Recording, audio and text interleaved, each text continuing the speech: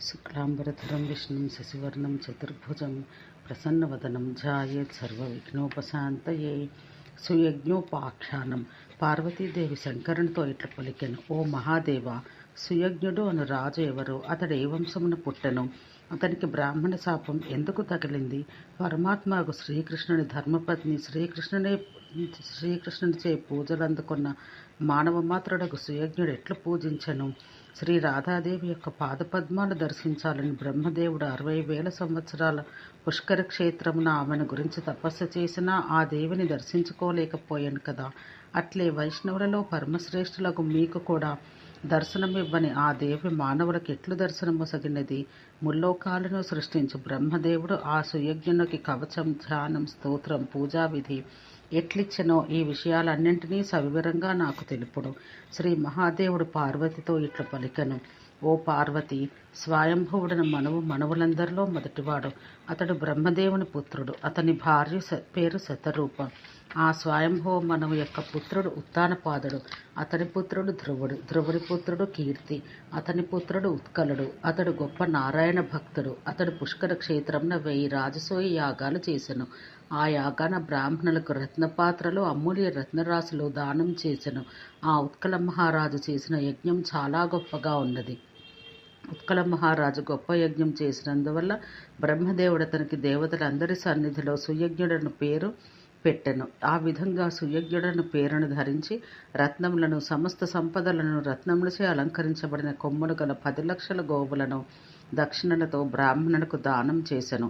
ఇంకను 12 లక్షల గోవులను సంతోషంతో బ్రాహ్మణులకు ఇచ్చెను. అట్లే 6 కోట్ల బ్రాహ్మణులకు భక్ష్య భోజ్య పరమాన్నములతో భోజనం పెట్టెను. అదేవిధంగా 1,00,000 మంది బ్రాహ్మణులకు చక్కగా భోజనం పెట్టెను. సంతృప్తిగా భోజనం చేసిన ఆ బ్రాహ్మణులు మనవంశమున పుట్టిన ఆ మహారాజును పొగడక అతని పితృదేవతలను కొనియాడిరి. సుయజ్ఞ మహారాజు యజ్ఞం యొక్క చివరి దినాన 36 లక్షల కోట్ల బ్రాహ్మణులు తృప్తిగా భోజనం చేసిరి. బ్రాహ్మణ భోజనం తర్వాత వారికి దానమిచ్చిన రత్నరాశులను వారు తమ ఇంటికి తీసుకొని పోలేక కొంత ధనాన్ని ఇతరులకు ఇచ్చి మిగిలిపోయిన ధనరాశిని మోయలేక తోవలోనే వదిలిపెట్టిపోయిరి. మహారాజు బ్రాహ్మణ భోజనం తర్వాత ఇతరులకందరికీ భోజనం పెట్టెను. అయినను అన్నరాశులచట చాలా మిగిలిపోయెను. సుయజ్ఞ మహారాజు యజ్ఞాన్ని పూర్తి చేసి తన భవనాన ఉన్న రత్న సింహాసనాన కూర్చునెను. ఆ సింహాసనాన రత్న నిర్మితములైన అనేక ఛత్రాలున్నవి. అందమైన రంగురంగుల వస్త్రాలచే అది అలంకరించబడి ఉన్నది. చందనము మొదలగు సుగంధ ద్రవ్యాలతో సువాసితమైనది. పూర్ణ కలశాలు, చందన వృక్ష పల్లవాలు, అరటి చెట్లచే అలంకరించబడింది. అక్కడ వసువులు, వాసవుడు, చంద్రుడు, రుద్రుడు, ఆదిత్యులు, మునులు మొదలగు దేవతలున్నారు. సుయజ్ఞుడు సింహాసనాన కూర్చుండి విశ్రాంతి తీసుకుంటున్న సమయాన మాసిన బట్టలతో తడి ఆరిపోతున్న కంఠంతో ఉన్న ఒక బ్రాహ్మణుడు అక్కడికి వచ్చెను. వెంటనే అతడు రత్న సింహాసనమున మాలలు ధరించి చందనం అద్దుకొని కూర్చుని ఉన్న సుయజ్ఞుని ఆశీర్వదించెను. రాజు చిరునవ్వుతో చేతులు జోడించుకుని ఆ బ్రాహ్మణునికి నమస్కరించెను. కానీ సింహాసనం ఏమాత్రం లేచి నిలబడలేదు. అట్లే అక్కడ ఉన్న సభాసదులందరూ ఏమాత్రం ఆసనాల నుంచి లేచి నిలబడలేదు. పైగా చిన్నగా నవ్విరి. ఆ బ్రాహ్మణుడు అక్కడున్న మునులకు, దేవతలకు నమస్కరించి కోపంతో రాజుని ఇట్లు చెప్పించెను: ఓ సుయజ్ఞ, నీవు రాజ్యమదమున నన్ను అవమానపరిచినందున వెంటనే రాజ్యం కోల్పోతావు. అట్లే నీవు త్వరలో కుష్ఠరోగాన బాధ చెందుతావు. బుద్ధిని కోల్పోయి ఉపద్రవాలతో కష్టపడతావని సుయజ్ఞుని శపించి కోపంతో ఊగిపోతూ అక్కడ ఉన్న సభాసదులను శపించబోయెను.